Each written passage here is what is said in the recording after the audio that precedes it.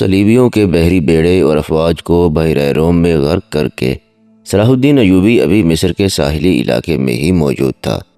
7 دن گزر گئے تھے۔ صلیبیوں سے تاوان وصول کیا جا چکا تھا، مگر بحیرہ روم ابھی تک بچے کچھے بحری جہازوں کو اور کشتیوں کو نگل اور انسانوں کو اگل رہا تھا۔ صلیبی ملاح اور سپاہ جلتے جہازوں سے سمندر میں کود گئے تھے۔ دور سمندر کے وسط میں 7 روز بعد بھی چند ایک جہازوں کے بادبان پھڑپھڑاتے نظر آتے تھے۔ ان میں کوئی انسان نہیں تھا۔ پھٹے ہوئے بادبانوں نے جہازوں کو سمندر کے رحم و کرم پر چھوڑ دیا تھا۔ صلاح الدین ایوبی نے ان کی تلاشی کے لیے کشتیاں روانہ کر دی تھیں اور ہدایت کر دی تھی کہ اگر کوئی جہاز یا کشتی کام کی ہو تو وہ رسوں سے گھسیٹ لائی جائے، اور جو اس قابل نہ ہو ان میں سے سامان اور کام کی دیگر اشیاء نکال لائے۔ کشتیاں چلی گئی تھیں اور جہازوں سے سامان لایا جا رہا تھا۔ ان میں زیادہ تر اسلحہ اور کھانے پینے کا سامان تھا یا لاشیں۔ سمندر میں لاشوں کا یہ عالم تھا کہ لہریں انہیں اٹھا اٹھا کر ساحل پر پٹک رہی تھیں۔ ان میں کچھ تو جلی ہوئی تھیں اور کچھ مچھلیوں کی کھائی ہوئی۔ بہت سی ایسی تھیں جن میں تیر پیوست تھے۔ صلاح الدین ایوبی نے صلیبیوں کے تیروں، نیزوں، تلواروں اور دیگر اسلحے کا معائنہ بڑے غور سے کیا اور انہیں اپنے اسلحے کے ساتھ رکھ کر مضبوطی اور مار کا مقابلہ کیا۔ زندہ لوگ بھی تختوں اور ٹوٹی ہوئی کشتیوں پر تیرتے ابھی تک سمندر سے باہر آ رہے تھے۔ ان بھوکے، پیاسے، تھکے اور ہارے لوگوں کو لہریں جہاں کہیں ساحل پر پھینکتی تھیں وہ وہیں نڈھال ہو کر گر پڑتے اور مسلمان انہیں پکڑ لاتے تھے۔ ساحل کی میلوں لمبائی میں یہی عالم تھا۔ صلاح الدین ایوبی نے اپنی سپاہ کو مصر کے سارے ساحل پر پھیلا دیا تھا اور انتظام کیا تھا کہ جہاں بھی کوئی قیدی سمندر سے نکلے اسے وہیں خشک کپڑے اور خوراک دی جائے، اور جو زخمی ہو ان کی مرہم پٹی بھی وہیں ہو جائے۔ اس اہتمام کے بعد قیدیوں کو ایک جگہ جمع کیا جا رہا تھا۔ صلاح الدین ایوبی گھوڑے پر سوار ساحلی علاقے میں گھوم پھر رہا تھا۔ وہ اپنے خیمے سے کوئی 2 میل دور نکل گیا۔ آگے چٹانی علاقہ آ گیا۔ چٹانوں کی ایک سمت سمندر اور عقب میں صحرا تھا۔ یہ سرسبز صحرا تھا جہاں کھجور کے علاوہ دوسری اقسام کے صحرائی درخت اور جھاڑیاں تھیں۔ صلاح الدین ایوبی گھوڑے سے اترا اور پیدل چٹانوں کے دامن میں چل پڑا۔ محافظ دستے کے 4 سوار اس کے ساتھ تھے۔ اس نے اپنا گھوڑا محافظوں کے حوالے کیا اور انہیں وہیں ٹھہرنے کو کہا۔ اس کے ساتھ 3 سالار تھے۔ ان میں اس کا رفیق خاص بہاؤالدین شداد بھی تھا۔ وہ اس مارکے سے ایک ہی روز پہلے عرب سے اس کے پاس آیا تھا۔ انہوں نے بھی گھوڑے محافظوں کے حوالے کیے اور سلطان کے ساتھ ساتھ چلنے لگے۔ موسم سرد تھا۔ سمندر میں تلاطم نہیں تھا۔ لہریں آتی تھیں اور چٹانوں سے دور ہی سے واپس چلی جاتی تھیں۔ ایوبی ٹہلتے ٹہلتے دور نکل گیا اور محافظ دستے کی نظروں سے اوجھل ہو گیا۔ اس کے آگے، پیچھے اور بائیں طرف اونچی نیچی چٹانیں اور دائیں طرف ساحل کی ریت تھی۔ وہ ایک چٹان پر کھڑا ہو گیا جس کی بلندی 2-2.5 گز کی تھی۔ اس نے بحیرہ روم کی طرف دیکھا۔ یوں معلوم ہوتا تھا جیسے سمندر کی نیلاہٹ سلطان ایوبی کی آنکھوں میں اتر آئی ہو۔ اس کے چہرے پر فتح و نصرت کی مسرت تھی اور اس کی گردن کچھ زیادہ ہی تن گئی تھی۔ اس نے ناک سکیڑ کر کپڑا ناک پر رکھ لیا اور بولا، کس قدر تعفن ہے۔ اس کی اور سالاروں کی نظریں ساحل پر گھومنے لگیں۔ پھڑپھڑانے کی آوازیں سنائی دیں، پھر ہلکی ہلکی چیخیں اور سیٹیاں سی سنائی دیں۔ اوپر سے 3-4 گدھ پر پھیلائے اترتے دکھائی دیے اور چٹان کی اوٹ میں جدھر ساحل تھا اتر گئے۔ ایوبی نے کہا، لاشیں ہیں۔ ادھر گیا تو 15-20 گز دور گدھ 3 لاشوں کو کھا رہے تھے۔ ایک گدھ ایک انسانی کھوپڑی پنجوں میں دبوچ کر اڑا اور جب فضا میں چکر کاٹا تو کھوپڑی اس کے پنجوں سے چھوٹ گئی اور صلاح الدین ایوبی کے سامنے آن گری۔ کھوپڑی کی آنکھیں کھلی ہوئی تھیں جیسے صلاح الدین ایوبی کو دیکھ رہی ہو۔ چہرے اور بالوں سے صاف پتہ چلتا تھا کہ کسی صلیبی کی کھوپڑی ہے۔ ایوبی کچھ دیر کھوپڑی کو دیکھتا رہا، پھر اس نے اپنے سالاروں کی طرف دیکھا اور کہا، ان لوگوں کی کھوپڑیاں مسلمانوں کی کھوپڑیوں سے بہتر ہیں۔ یہ ان کھوپڑیوں کا کمال ہے کہ ہماری خلافت عورت اور شراب کی نظر ہوتی جا رہی ہے۔ صلیبی چوہوں کی طرح سلطنت اسلامیہ کو ہڑپ کرتے چلے جا رہے ہیں، ایک سالار نے کہا، اور ہمارے بادشاہ انہیں جزیہ دے رہے ہیں، شداد نے کہا۔ فلسطین پر صلیبی قابض ہیں۔ سلطان، کیا ہم امید رکھ سکتے ہیں کہ ہم فلسطین سے انہیں نکال سکیں گے؟ خدا کی ذات سے مایوس نہ ہو شداد، صلاح الدین ایوبی نے کہا۔ ہم اپنے بھائیوں کی ذات سے مایوس ہو چکے ہیں، ایک اور سالار بولا۔ تم ٹھیک کہتے ہو، سلطان ایوبی نے کہا۔ حملہ جو باہر سے ہوتا ہے اسے ہم روک سکتے ہیں۔ کیا تم میں سے کوئی سوچ بھی سکتا تھا کہ کفار کے اتنے بڑے بحری بیڑے کو تم اتنی تھوڑی طاقت سے نظر آتش کر کے ڈبو سکو گے؟ تم نے شاید اندازہ نہیں کیا کہ اس بیڑے میں جو لشکر آ رہا تھا وہ سارے مصر پر مکھیوں کی طرح چھا جاتا۔ اللہ نے ہمیں ہمت دی اور ہم نے کھلے میدان میں نہیں بلکہ صرف گھات لگا کر اس لشکر کو سمندر کی تہہ میں گم کر دیا۔ مگر میرے دوستوں، حملہ جو اندر سے ہوتا ہے اسے تم اتنی آسانی سے نہیں روک سکتے۔ جب تمہارا اپنا بھائی تم پر وار کرے گا تو تم پہلے یہ سوچو گے کہ کیا تم پر واقعی بھائی نے وار کیا ہے؟ تمہارے بازو میں اس کے خلاف تلوار اٹھانے کی طاقت نہیں ہوگی۔ اگر تلوار اٹھاؤ گے اور اپنے بھائی سے تیغ آزمائی کرو گے تو دشمن موقع غنیمت جان کر دونوں کو ختم کر دے گا۔ وہ آہستہ آہستہ ساحل پر چٹان کے ساتھ ساتھ جا رہا تھا۔ چلتے چلتے رک گیا، جھک کر ریت سے کچھ اٹھایا اور ہتھیلی پر رکھ کر سب کو دکھایا۔ یہ ہتھیلی کی جتنی بڑی سلیب تھی جو سیاہ لکڑی کی بنی ہوئی تھی، اس کے ساتھ ایک مضبوط دھاگا تھا۔ اس نے ان لاشوں کے بکھرے ہوئے اعضاء کو دیکھا جنہیں گدھ کھا رہے تھے، پھر کھوپڑی کو دیکھا جو گدھ کے پنجوں سے اس کے سامنے گری تھی۔ وہ تیز تیز قدم اٹھاتا کھوپڑی تک گیا۔ 3 گدھ کھوپڑی کی ملکیت پر لڑ رہے تھے۔ صلاح الدین ایوبی کو دیکھ کر وہ پرے چلے گئے۔ سلطان ایوبی نے سلیب کھوپڑی پر رکھ دی اور دوڑ کر اپنے سالاروں سے جا ملا۔ کہنے لگا، میں نے سلیبیوں کے ایک قیدی افسر سے باتیں کی تھیں، اس کے گلے میں بھی سلیب تھی۔ اس نے بتایا کہ سلیبی لشکر میں جو بھرتی ہوتا ہے اس سے سلیب پر ہاتھ رکھ کر حلف لیا جاتا ہے کہ وہ سلیب کے نام پر جان کی بازی لگا کر لڑے گا اور روئے زمین سے آخری مسلمان کو بھی ختم کر کے دم لے گا۔ اس حلف کے بعد ہر لشکری کے گلے میں سلیب لٹکا دی جاتی ہے۔ یہ سلیب مجھے ریت سے ملی ہے، معلوم نہیں کس کی تھی، میں نے اس کھوپڑی پر رکھ دی ہے تاکہ اس کی روح سلیب کے بغیر نہ رہے۔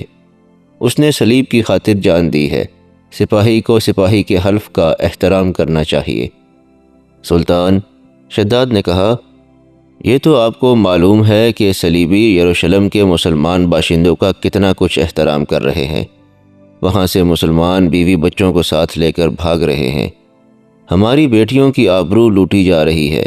ہمارے قیدیوں کو انہوں نے ابھی تک نہیں چھوڑا۔ مسلمان جانوروں کی سی زندگی بسر کر رہے ہیں۔ کیا ہم ان عیسائیوں سے انتقام نہیں لیں گے؟ انتقام نہیں، صلاح الدین ایوبی نے کہا، ہم فلسطین لیں گے، مگر فلسطین کے راستے میں ہمارے اپنے حکمران حائل ہیں۔ وہ چلتے چلتے رک گیا اور بولا، کفار نے سلیب پر ہاتھ رکھ کر سلطنت اسلامیہ کے خاتمے کا حلف اٹھایا ہے۔ میں نے اپنے اللہ کے حضور کھڑے ہو کر اور ہاتھ اپنے سینے پر رکھ کر قسم کھائی ہے کہ فلسطین ضرور لوں گا اور سلطنت اسلامیہ کی سرحدیں افق تک لے جاؤں گا۔ مگر میرے رفیقوں، مجھے اپنی تاریخ کا مستقبل کچھ روشن نظر نہیں آتا۔ ایک وقت تھا کہ عیسائی بادشاہ تھے اور ہم جنگجو۔ اب ہمارے بزرگ بادشاہ بنتے جا رہے ہیں اور عیسائی جنگجو۔ دونوں قوموں کا رجحان دیکھ کر میں کہہ رہا ہوں کہ ایک وقت آئے گا جب مسلمان بادشاہ بن جائیں گے، مگر عیسائی ان پر حکومت کریں گے۔ مسلمان اسی میں بدمست رہیں گے کہ ہم بادشاہ ہیں، آزاد ہیں، مگر وہ آزاد نہیں ہوں گے۔ میں فلسطین لے لوں گا، مگر مسلمانوں کا رجحان بتا رہا ہے کہ وہ فلسطین گنوا بیٹھیں گے۔ عیسائیوں کی کھوپڑی بڑی تیز ہے۔ 50,000 سوڈانی لشکر کو کون پال رہا تھا؟ ہماری خلافت اپنی آستین میں ناجی نام کا سانپ پالتی رہی ہے۔ میں پہلا امیر مصر ہوں جس نے دیکھا ہے کہ یہ لشکر ہمارے لیے نہ صرف بیکار ہے بلکہ خطرناک بھی ہے۔ اگر ناجی کا خط پکڑا نہ جاتا تو آج ہم سب اس لشکر کے ہاتھوں مارے جا چکے ہوتے یا اس کے قیدی ہوتے۔ اچانک ہلکا سا زناٹا سنائی دیا اور ایک تیر صلاح الدین ایوبی کے دونوں پاؤں کے درمیان ریت میں لگا۔ جدھر سے تیر آیا تھا اس طرف سلطان ایوبی کی پیٹھ تھی۔ سالاروں میں سے بھی کوئی ادھر نہیں دیکھ رہا تھا۔ سب نے بدک کر اس کی طرف دیکھا جدھر سے تیر آیا تھا۔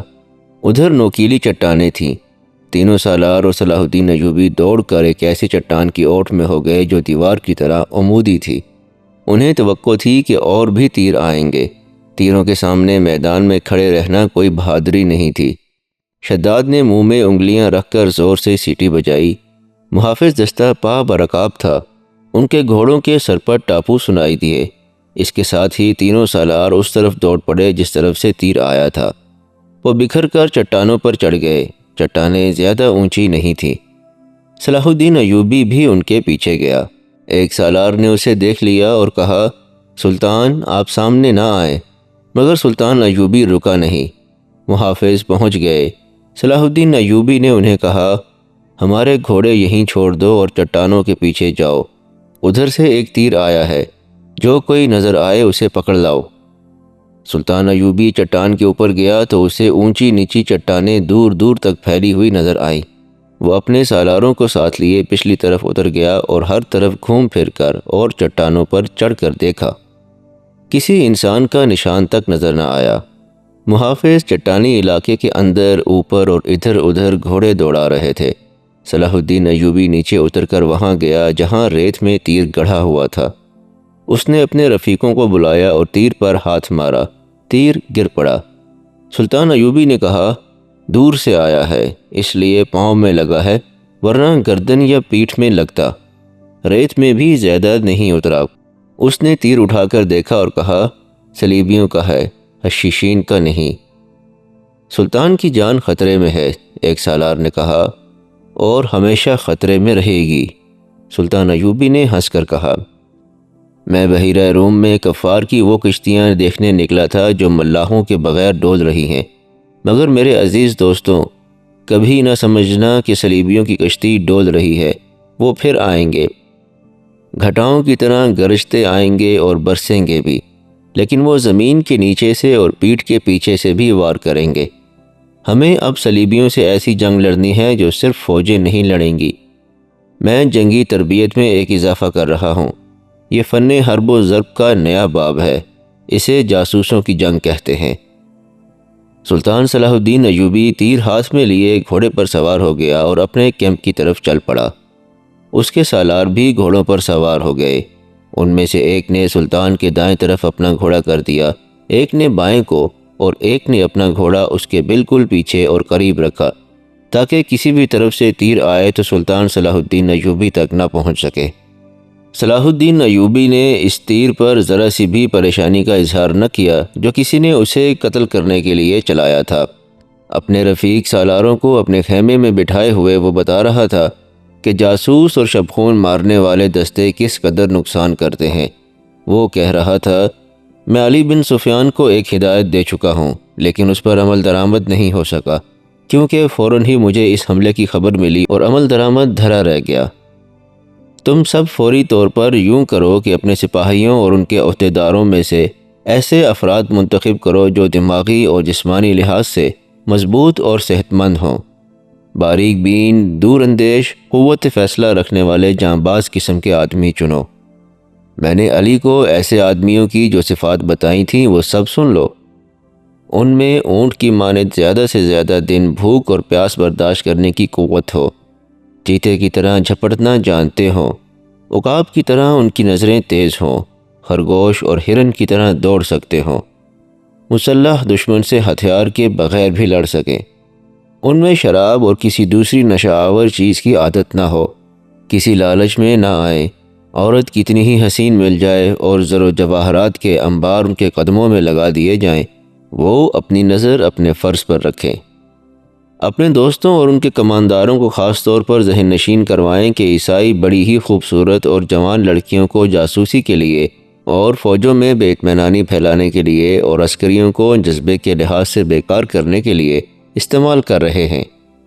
میں نے مسلمانوں میں یہ کمزوری دیکھی ہے کہ عورت کے آگے ہتھیار ڈال دیتے ہیں۔ میں مسلمان عورت کو اس مقاصد کے لیے دشمن کے علاقے میں کبھی نہیں بھیجوں گا۔ ہم عصمتوں کے محافظ ہیں، عصمت کو ہتھیار نہیں بنائیں گے۔ علی بن سفیان نے چند ایک لڑکیاں رکھی ہوئی ہیں، لیکن وہ مسلمان نہیں اور وہ عیسائی بھی نہیں، مگر میں عورت کا قائل نہیں۔ محافظ دستے کا کمانڈر خیمے میں آیا اور اطلاع دی کہ محافظ کچھ لڑکیوں اور آدمیوں کو ساتھ لائے ہیں۔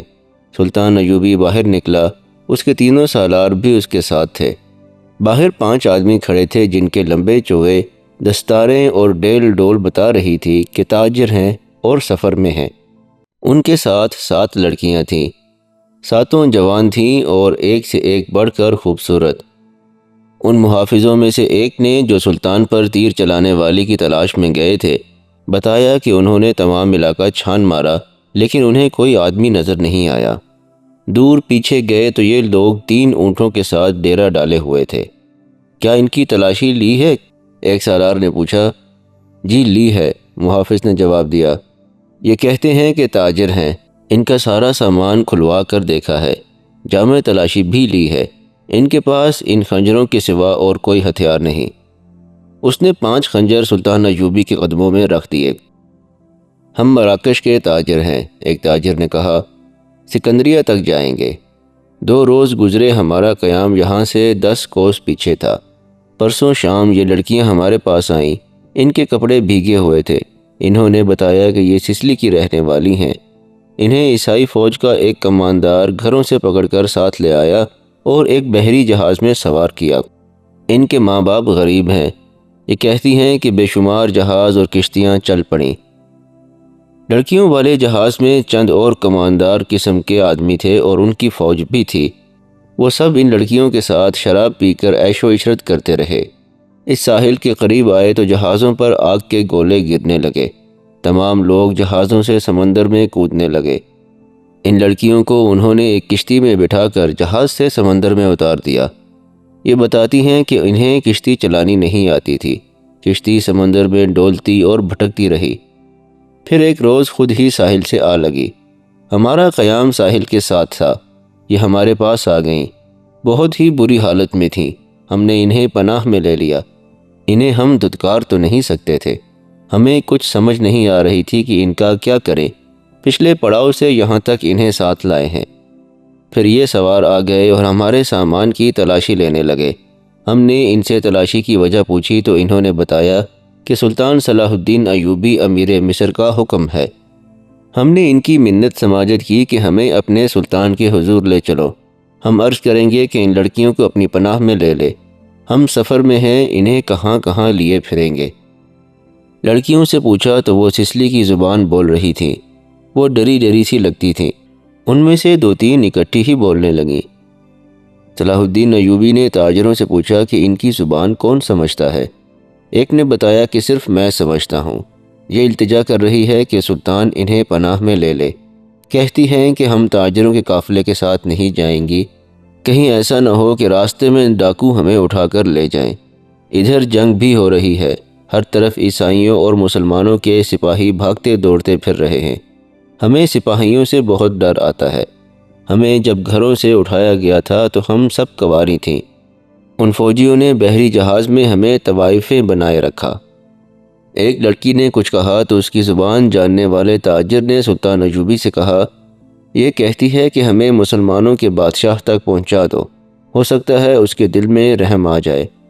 ایک اور بول پڑی، اس کی آواز رندھیائی ہوئی تھی۔ تاجر نے کہا، یہ کہتی ہے کہ ہمیں عیسائی سپاہیوں کے حوالے نہ کیا جائے۔ میں مسلمان ہو جاؤں گی بشرط یہ کہ کوئی اچھی حیثیت والا مسلمان میرے ساتھ شادی کر لے۔ 2-3 لڑکیاں پیچھے کھڑی منہ چھپانے کی کوشش کر رہی تھیں۔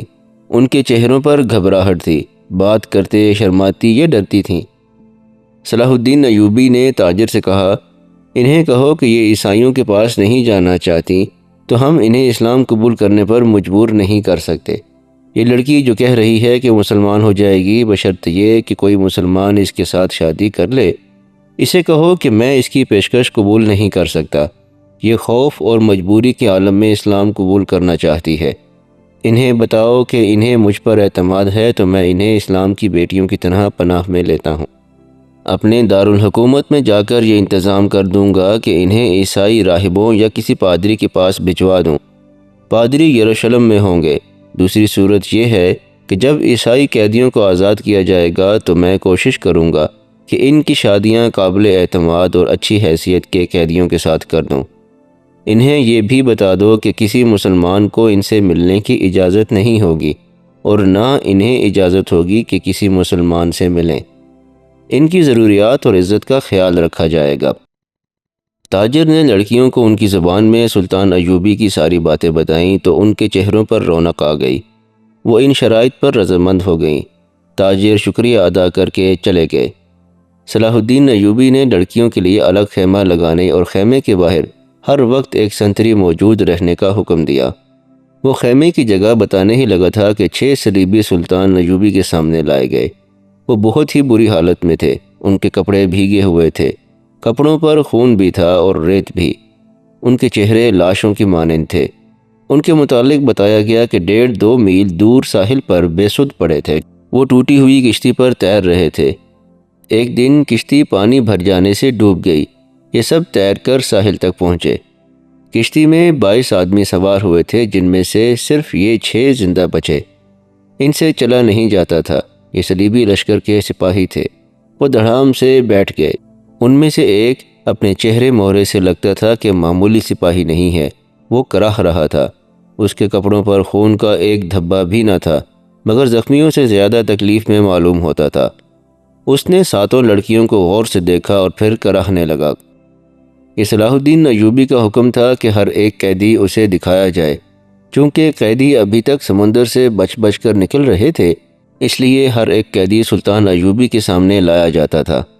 اس نے ان قیدیوں کو بھی دیکھا، کسی سے کوئی بات نہ کی، البتہ اس قیدی کو جو سب سے زیادہ کراہ رہا تھا اور جس کے جسم پر کوئی زخم نہ تھا، سلطان نے غور سے دیکھا اور آہستہ سے اپنے سالاروں سے کہا، علی بن سفیان ابھی تک نہیں آیا۔ ان تمام قیدیوں سے جو اب تک ہمارے پاس آ چکے ہیں بہت کچھ پوچھنا ہے، ان سے معلومات لینی ہے۔ اس نے اس قیدی کی طرف دیکھ کر کہا، یہ آدمی کماندار معلوم ہوتا ہے، اسے نظر میں رکھنا اور جب علی بن سفیان آئے تو اسے کہنا کہ اس سے تفصیلی پوچھ گچھ کرے۔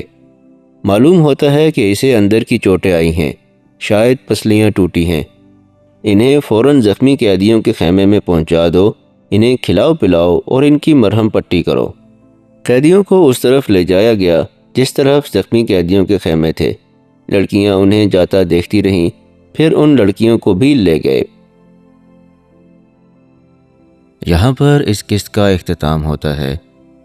اگر آپ کو انداز بیان پسند آیا ہو تو اس ویڈیو کو لائک ضرور کیجیے گا اور ہمارے چینل کے ساتھ جڑے رہنے کے لیے ہمارے چینل کو سبسکرائب بھی کر لیجیے گا۔ انشاءاللہ اگلی قسط میں حاضر ہوتے ہیں۔ تب تک کے لیے اپنے اور اپنے آس پاس کے تمام لوگوں کا بہت خیال رکھیے گا۔ اللہ نگہبان۔